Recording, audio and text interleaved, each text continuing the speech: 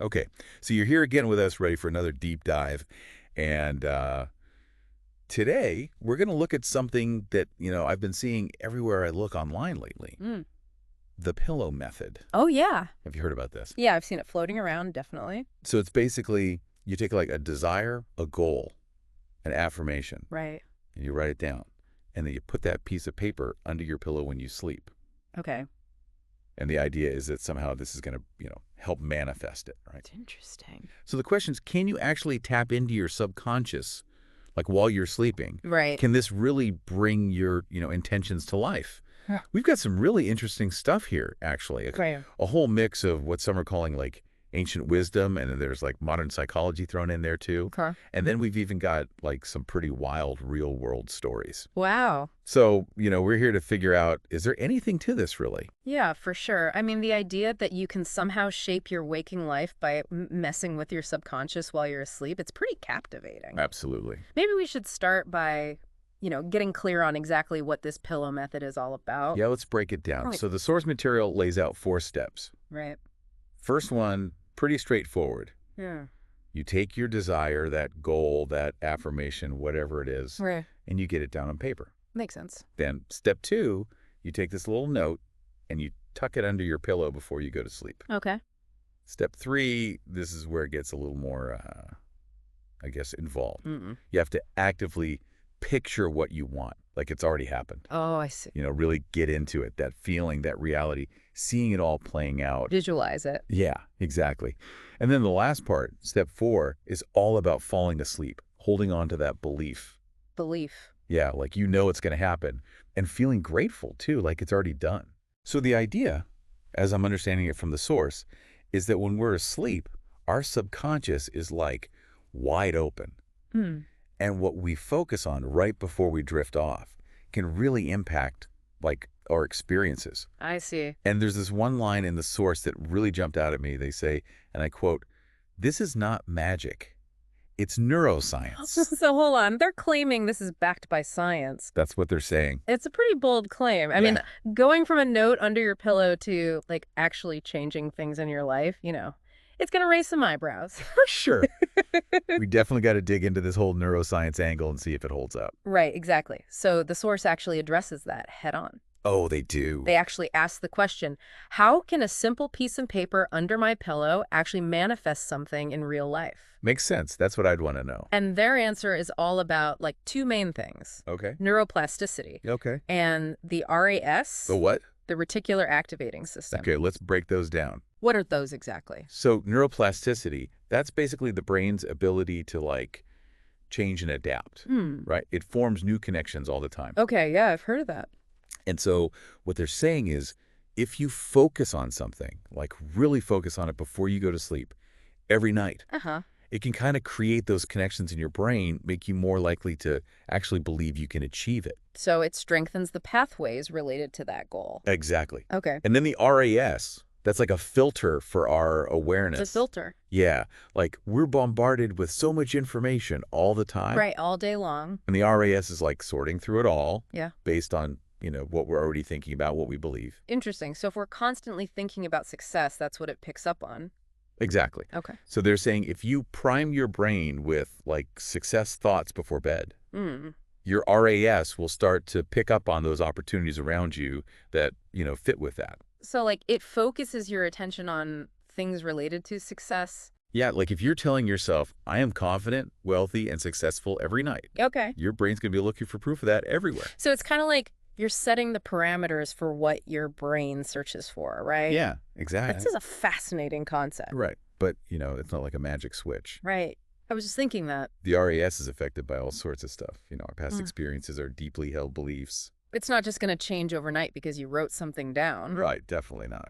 But it's still pretty cool to think about, consciously influencing that filter. Absolutely. So is that it for the science part? Well, there's one more thing they bring up. They call it a shocking study Oh, here we go. from Harvard back in 2009. Okay. And apparently they found that people who, like, mentally practiced playing piano before they went to sleep Okay. showed the same brain activity as those who actually, like, physically practiced. Wow. Seriously. Yeah. So what they're saying is that On some level, our brains can't really tell the difference between something we vividly imagine and something that's actually happening. So, if you're picturing yourself achieving your goals right before bed, your brain's almost treating it like it's real. Yeah, that's the idea. That's wild. That study does lend some support to the whole idea that pre-sleep visualization could actually be a thing. Right. Like it could really shape how we think. Definitely. And then they go on to say that all sorts of high achievers like athletes, CEOs, even NASA scientists apparently use these pre-sleep visualization techniques to mentally prep themselves for success. Interesting. So it's like they're taking that mental rehearsal and using it to set themselves up for real world wins. So maybe there's something to it. It makes you think, for sure. Okay, well, hold on to your hats, because the source then throws in what they call real-life shocking examples Oh, boy. of the pillow method in action. This should be good. So the first one, they call it the $1 Million Dream. Okay, dramatic. It's about this woman, Lisa Reynolds, who was, and I quote, drowning in debt. Oh, no. Yeah. So she decides to try this pillow method as last resort. Okay. And she writes down this affirmation: I am financially free and earning $10,000 a month effortlessly. 10,000 a So month. it's pretty specific, right? Yeah. And she puts it under her pillow, visualizes abundance every night before falling asleep. Okay, so what happened? Well, get this. Okay. Within 6 months, 6 months. she gets a job offer that doubles her income. No way. Her side hustle just explodes. Wow. And then, completely out of the blue, she inherits $250,000. What? Yeah. And the source asks, coincidence or the power of subconscious manifestation? I mean, that's a pretty crazy story. The timing is wild. Right. It definitely makes you wonder. Yeah, but we got to be careful here, Well, just because these good things happened after she started the pillow method doesn't automatically mean the method caused them. Oh. There could be other things going on, changes in the economy, her industry, even just her mindset shifting and leading to different actions. Okay, yeah, that's a good point. But, for someone who's really considering this method, stories like this can be really motivating. For sure. It gives you hope. Absolutely. Okay, so the second case study they give is called the love manifestation. Love manifestation. Okay, and this one's about Mark. He's a 32-year-old entrepreneur, and he'd been looking for a partner for years, like trying everything but no luck. Okay. So he decides to give the pillow method a shot. What did he write down? Every night, he wrote, I am in a happy, loving relationship with my soulmate. Soulmate, huh? Yeah. And he didn't just write it. He spent time visualizing, like really feeling what it would be like to be in love, picturing his perfect partner. So what happened? Did he find his soulmate? Well, according to the source, just 1 month later, Just 1 month. he meets this woman at a coffee shop. And guess what? She's like exactly who he'd been picturing. No way. Yeah. And she felt that instant connection too, apparently. Wow. And they're married now with 2 kids. So the pillow method worked. That's what the source claims. They say it helped him align his energy with love and, get rid of any subconscious blocks he had. I mean, it's another pretty incredible story. Right. These examples really highlight the kinds of outcomes that people believe are possible with this method. Definitely. They tap into 2 huge desires we all have, financial security and finding love. Absolutely. But again, it's important to remember, these are just stories Right. that can be inspiring, but we don't know the whole picture. Yeah. Good reminder. Okay, so let's say someone's listening to all this and they're like, all right, I'm intrigued. I want to try this. Right. What do they do? Well, the source gives a pretty straightforward step-by-step guide to using the pillow method. Okay, lay it on me. So first things first, clarity. Clear. You got to be super clear about what you want. No vague wishes. Okay. Like instead of just saying, I want money, you'd say something like, I am earning $5,000 per month doing work that I truly love. That makes sense. Be specific. Exactly. Okay, what's next? Step 2 is all about the language you use when you write it down. They say to use present tense like it's already happening. Oh, I see. So something like, I am confident and magnetic.